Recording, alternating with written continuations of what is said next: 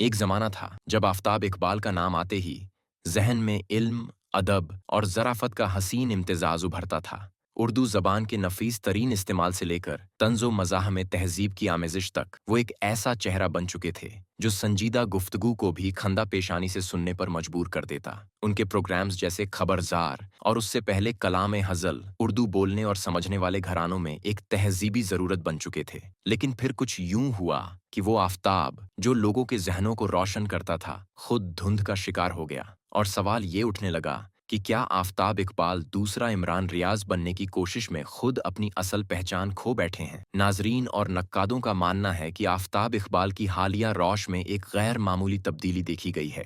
पहले वो दानिश्वर सहाफ़ी थे, अब वो अक्सर औकात सियासत के गर्द घूमते नजर आते हैं। वो बयानी है जो पहले अल्फाज की नफासत और फ़िक्र की गहराई पर मबनी होता था, अब दबे लफ्ज़ों में सियासी इशारों, इस्टेब्लिशमेंट पर चुभते ताबसरों और एक खामोश इनकलाबी के लहजे में बदलता जा रहा है। हैरत अंगेज तौर पर यही तब्दीली हमें इमरान रियाज में भी नजर आती है। फर्क सिर्फ ये है कि इमरान खुलकर बोलता है, आफताब जरा तहजीब से लपेटकर। यही वो मुकाम है जहां से खबरजार जैसा प्रोग्राम भी बतदरीज मजाह की आमाजगाह से सियासी तंज की पनाहगाह बनता चला गया।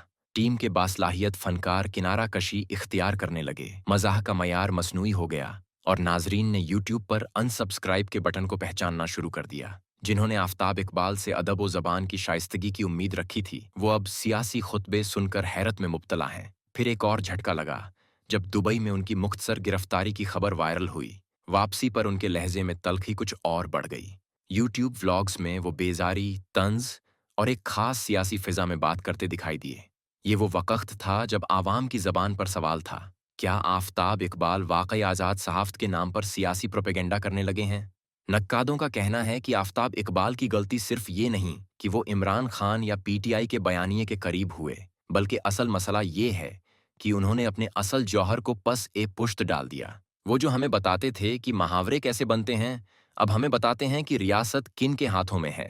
यानी वो अपनी उस फनकाराना और फिक्री सहाफ़त से हटकर एक रवायती सियासी मुबस्सिर का रूप धार बैठे। मगर सवाल ये है, क्या वापसी मुमकिन है? यकीनन आफ़ताब इकबाल जैसे बाशूर और बासलाहियत लोग अगर अपनी जड़ों को दोबारा पहचानें, जहां ज़बान की खूबसूरती, माशरती बसीरत और महज़ब मज़ाह उनकी शनाख्त था, तो वो एक बार फिर लोगों के दिलों में जगह बना सकते हैं। आवाम सियासत से नहीं, मुस्कुराहट से जीतते हैं और आफ़ताब इकबाल के पास ये ताकत आज भी बाकी है, बशर्ते कि वो याद रखें कि असल उनकी खूबसूरती मुस्कुराहट बांटने में है, सियासी चेहरे बनने में नहीं। क्योंकि कोई शख्स चाहे किसी को कितना ही चाहता हो, उसकी पसंदीदगी की भी एक हद होती है।